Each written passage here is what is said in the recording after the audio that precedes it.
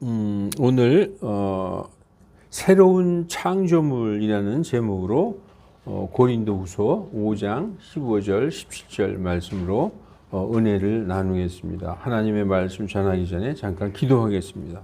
아멘. 예, 서로 인사들 나누시기 바랍니다. 일단 안녕하셨어요? 예, 반갑습니다. 근데 오늘은 약간 허전하게 자리가 많이 비었네요. 네. 예, 반갑습니다. 예, 오늘 본문 말씀은 고린도후서예요. 고린도 교회에 사도 바울이 써서 보낸 두 번째 편지입니다. 고린도 교회 성도들에게 하신 말씀이며 곧 현재를 사는 우리들에게도 정확히 해당되는 말씀입니다. 살아있는 사람들은 육신을 입고 있습니다. 우리 다 육신을 입고 있잖아요. 만져보세요. 이렇게 만져보세요. 이 육신이라는 집에 들어가 살고 있습니다.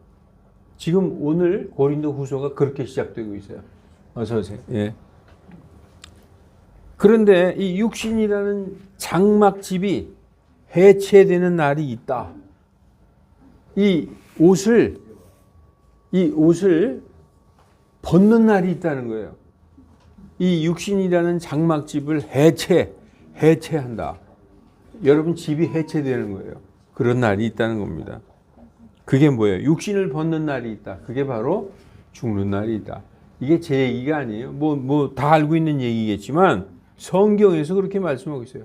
성경에서 고린도후서 5장 1절. 오늘 본문은 5장 15, 16, 17절이지만 1절부터 보면은 만일 땅에 있는 우리의 이 장막집이 해체되면 하나님의 건물 곧 손으로 지은 집이 아니요 하늘들에 있는 영원한 집이 우리에게 있는 줄 우리가 아느니라. 이렇게 말씀이 되어 있어요. 이게 잘못하면 무슨 건물을 해체한다는 얘기인가 이렇게 생각할지 모르지만 이게 우리가 입고 있는 이 장막집, 육신이 해체되면 우리에게는 또 다른 집이 있다는 거예요. 또 다른 육신, 그게 하늘에 있는데 영원한 집이 있다라고 얘기하고 있습니다. 육신적인 장막집을 벗으면 옷을 벗었으니까 어떻게 되죠? 벌거숭이가 되는 것입니다. 그래서 구원받지 못한 사람들은 영적인 벌거숭이 상태로 발견된다는 거예요. 죽었어요. 장막집이 해체됐어요. 그러면 어떻게 발견되느냐?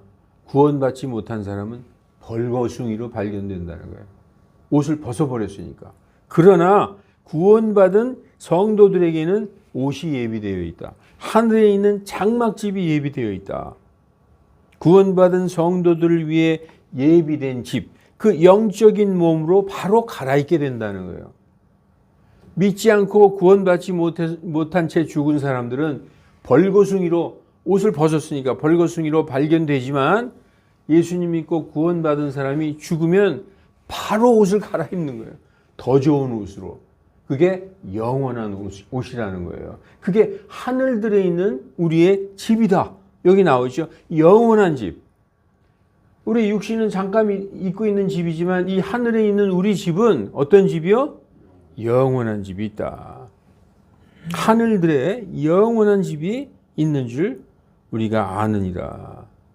예, 그래서 이 구원받은 성도들을 위해서 예비된 영적인 몸으로 바로 갈아입게 되는 것입니다. 믿지 않고 죽은 사람은 벌거숭이로 발견되고 믿고 구원받고 죽은 사람은 바로 옷을 갈아입는다. 그래서 벌거숭이 상태로 발견되지 않는다. 그래서 성경에서는 구원받은 사람은 수치를 당하지 않는다라고 성경은 말씀하고 있어요. 예, 고린도후서 5장 3절에도 우리가 옷을 입고 있으면 벌거벗은 채 드러나지 아니하리라. 그죠? 나와 있죠. 옷을 입었잖아요, 우리가. 영적인 옷으로 딱 갈아입어서. 그러면 벌거벗은 채 발견되지 않는다라고 말씀하고 있는 것입니다. 육신적인 이 장막집은 사용 기한이 100년이에요. 약 100년. 그러나 영적인 장막집은 기한이 없습니다. 그래서 아까 1절의 끝부분에 하늘들에 있는 영원한 집이라고 써있죠. 우리에게 영원한 집이 있다. 지금 현재 입고 있는 이 육신의 장막에서 성도로서 모든 것을 인내하고 살아가는 것 힘들잖아요. 여러분 예수님 믿기 때문에 이 세상에 살아가는 게 너무나 힘들 때가 있을 거예요. 하고 싶은 것도 못하고 교회 다니면서 내가 어떻게 그럴 수 있어 그러면서 하고 싶은 걸 못할 때가 많이 있어요. 그게 신음한다고 써 있어요. 4절에 보면 그 성도로서 이 육신의 장막을 입고 신음하는 것은 입고자 함이요 생명에게 삼켜지기 원합니다. 이렇게 4절에 나와 있습니다. 벗고자 함이 아니라 입고자 함이다. 그리고 죽고자 함이 아니라 이 죽을 것이 생명에게 삼켜지기 원합니다라고 5장에 나와 있습니다. 그런데 그렇게 하기 위해서 하나님께서 성령님을 우리에게 보내셔서 그 일이 우리에게 이루어지도록 하셨다. 성령으로 보증해 주셨다. 이렇게 말씀하고 있습니다. 다시 말해서 구원받은 성도들은 죽으면 바로 영원한 집으로 갈아입게 되는 것을 성령님께서 다 해주도록 보증해 주셨다는 거예요. 우린 걱정할 것이 없는 거예요. 그 사도 바울은 5장에서 뭐라고 얘기하고 있느냐.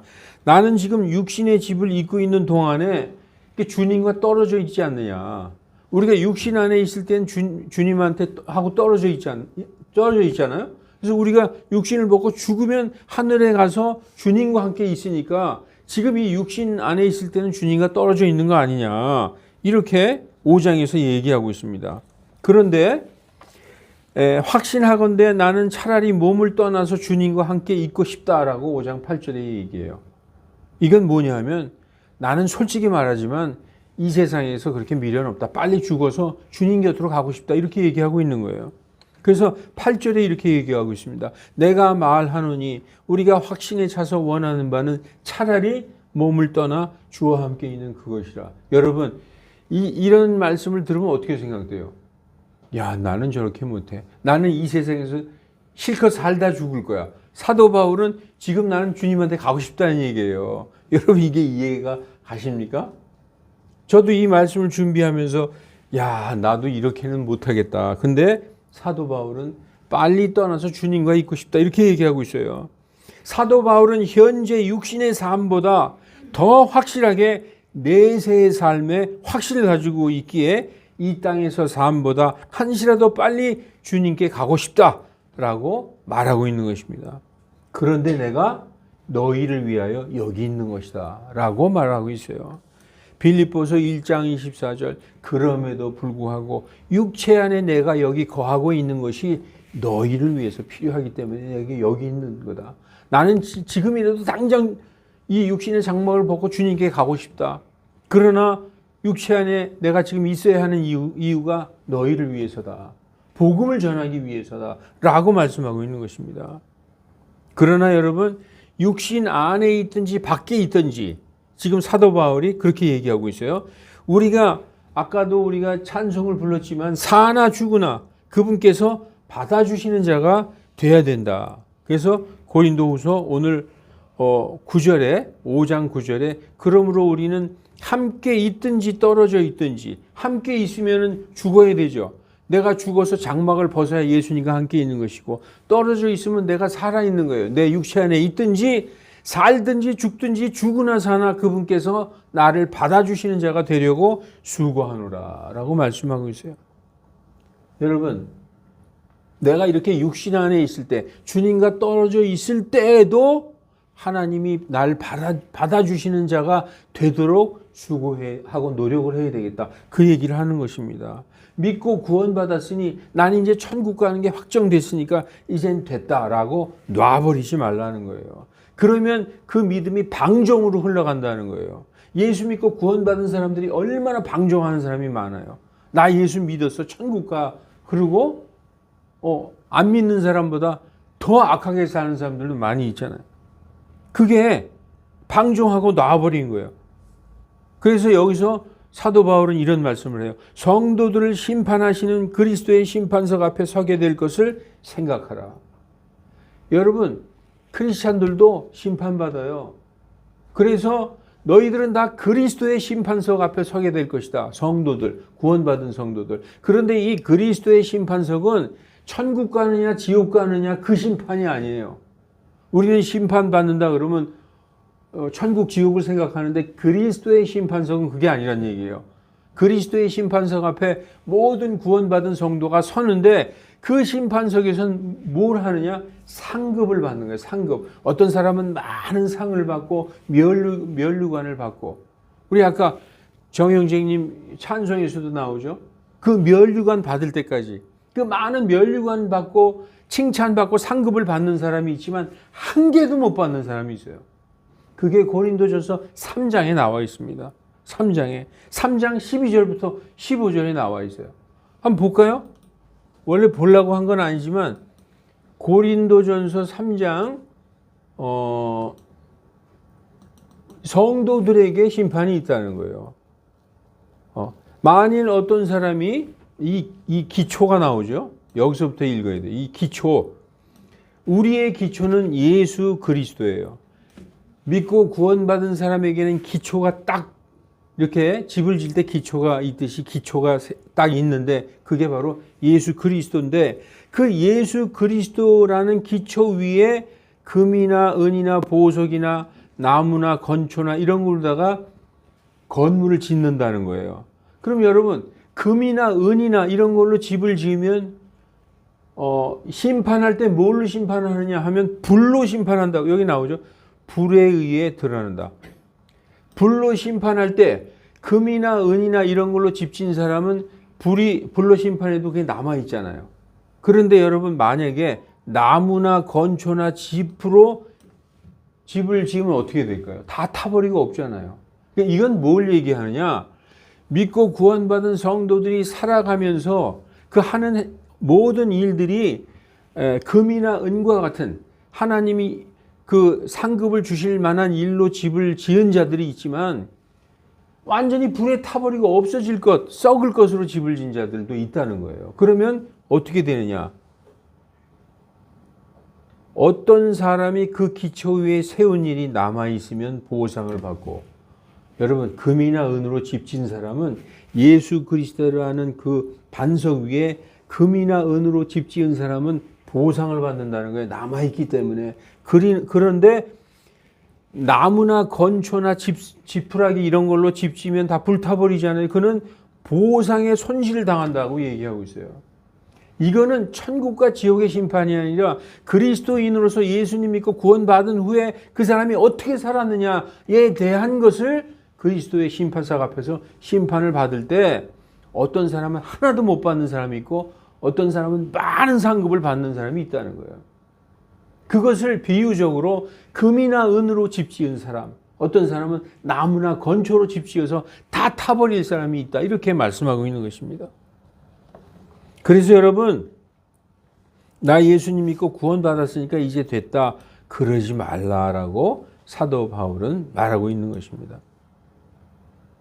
그래서 이 성도의 상급을 심판하는 자리가 반드시 있다. 우리가 다 그리스도의 심판석 앞에 서게 될 것이니 죽을 때뿐 아니라 살아 있을 때에도 그분께 합당한 삶이 되어야 된다.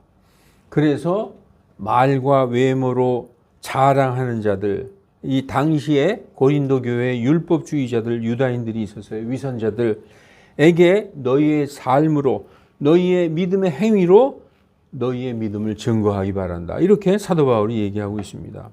그리고 왜 그렇게 살아야 되느냐? 우리가 성도가, 구원받은 성도가 왜 그렇게 살아야 되느냐? 무언가 상급을 받을 만한 그런 삶을 살아야 되느냐?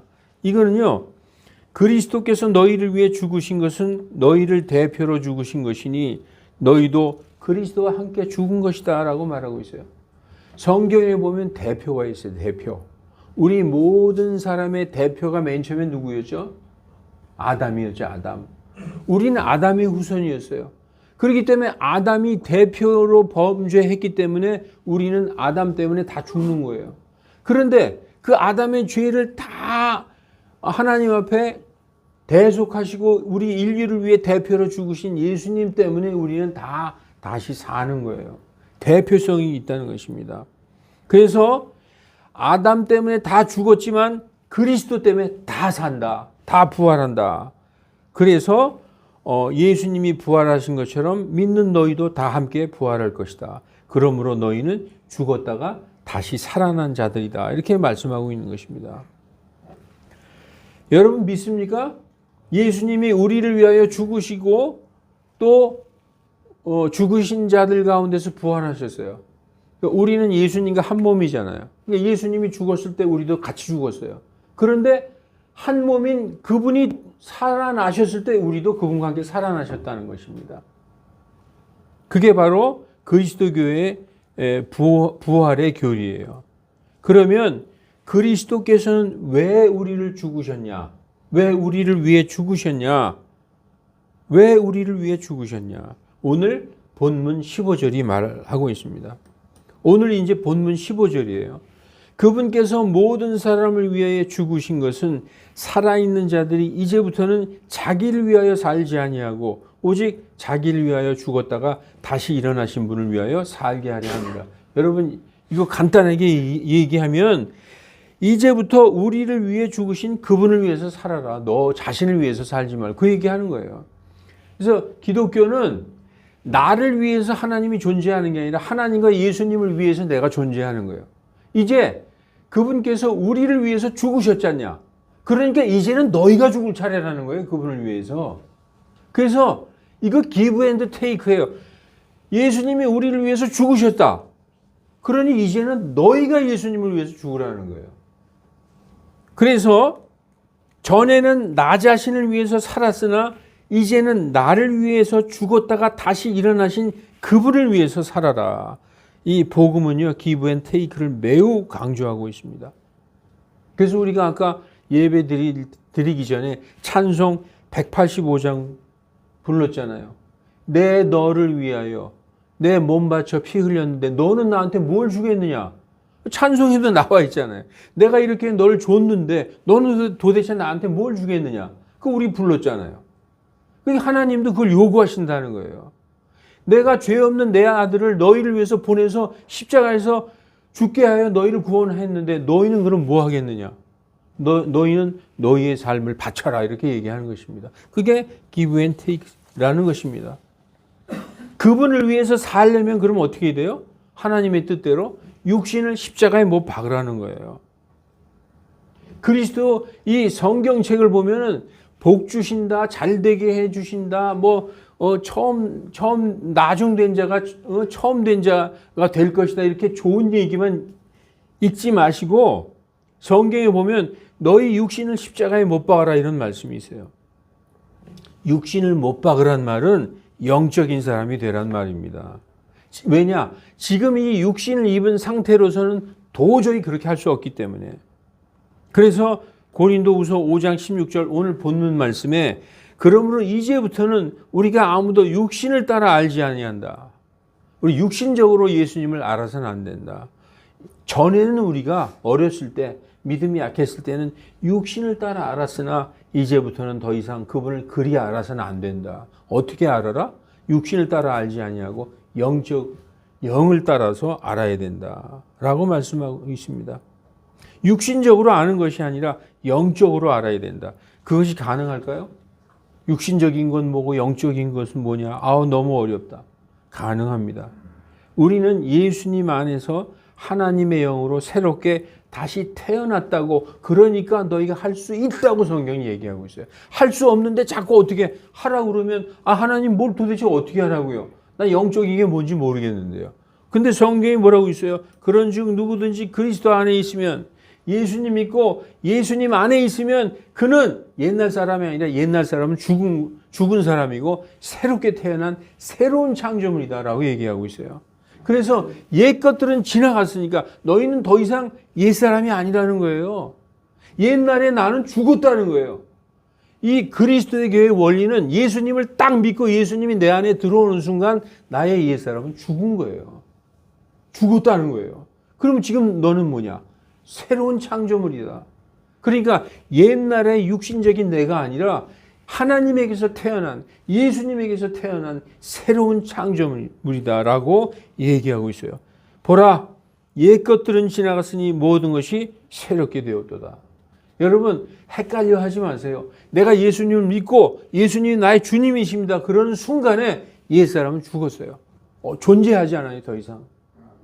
자꾸 옛사람 그렇게 하면 하나님의 뜻을 이룰 수도 없거니와 불가능하다라고 써 있어요. 그래서 첫 번째 창조, 첫 번째 태어난 건 부모에게 육신으로 태어난 것이지만 새로운 창조물은 하나님에게서 성령으로 태어났다. 그게 바로 거듭났다라고 얘기해요. 여러분 교회 평생 다니면서 거듭났다, 성령으로 거듭났다 너무 많이 들었잖아요. 그게 바로 그 말씀입니다. 영적인 사람이 되어야만이 그리스도를 더 이상 육신적으로 알지 아니하고 영적으로 따라갈 수 있다는 것입니다. 육신은 불가능하다는 거예요. 이 육신의 몸을 입고 예수님을 따라가는 건 불가능하다. 성경은 아주 딱 단정을 짓고 있어요. 그래서 그리스도를 믿고 저가 내 안에 내가 저 안에 완전히 예수님과 한 몸이 되어야지만 그래야지만 내 육신이 죽고 성령으로 거듭나서 주님의 뜻대로 살 수 있다. 그래서 여러분 예수님 믿잖아요. 예수님은 나의 주님이십니다.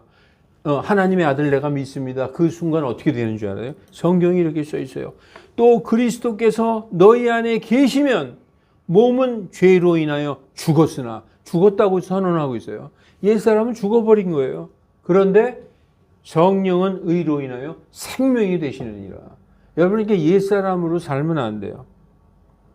사랑하는 성도 여러분, 예수님을 항상 내 마음 중심에 거룩히 모시고 그분의 말씀을 항상 생각하고 따르시기 바랍니다.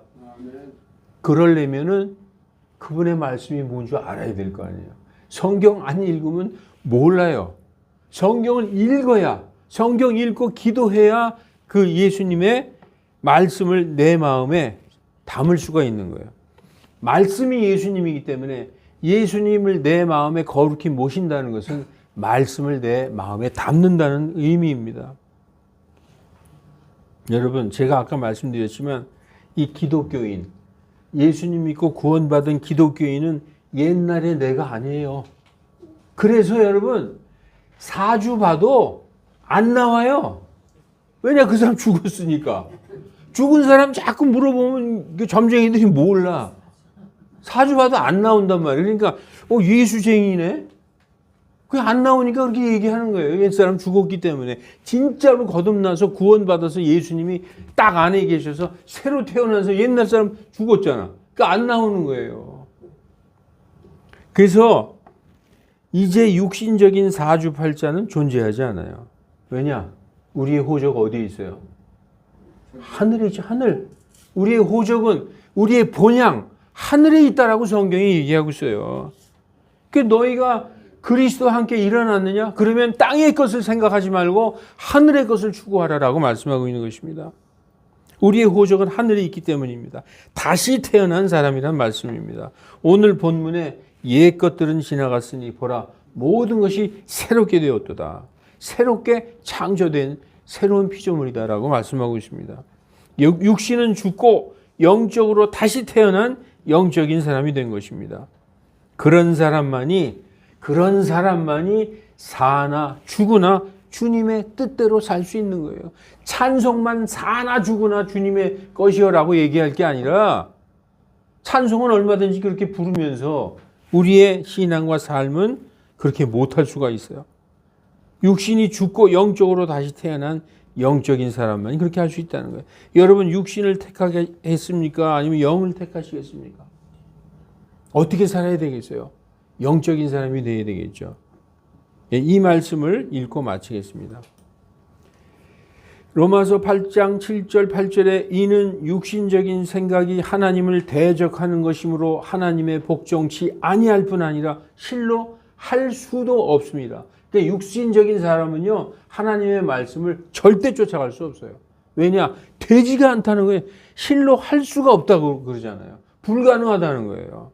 그렇기 때문에 육신 안에 있는 자는 하나님을 기쁘시게 할 수 없다라는 거예요. 그래서 성도들은 반드시 예수님을 마음의 중심에 모시고 말씀을 안에 담고 그분의 뜻대로 살아가는 그것이 바로 성령의 인도하심을 받는 거예요. 그렇게 되겠다고 다짐하고 그렇게 되겠다고 항상 기도하고 말씀을 읽으면서 살아가는 저와 여러분이 되시기를 예수님의 이름으로 축원합니다. 기도하겠습니다.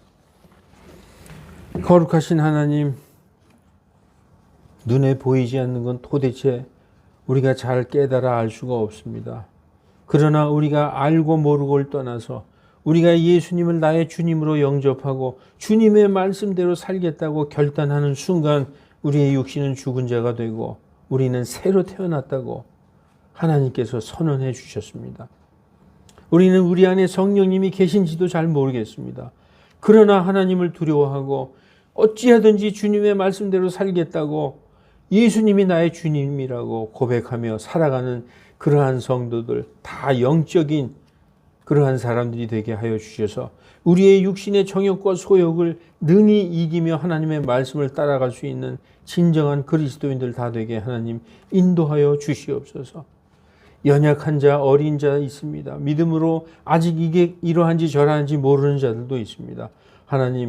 하나님께서 그 손을 잡아주시고 그 마음을 붙들어 주시고 이 자리에 앉은 자들 중 한 사람도 하나님께서 버리지 마시고 붙들고 영원한 그 생명의 장막을 입는 그 놀라운 영광의 집으로 다 함께 갈 수 있도록 이 시간 인도하여 주시옵소서. 감사드리며 거룩하신 주 예수 그리스도의 이름으로 기도하옵나이다. 아멘. 아멘.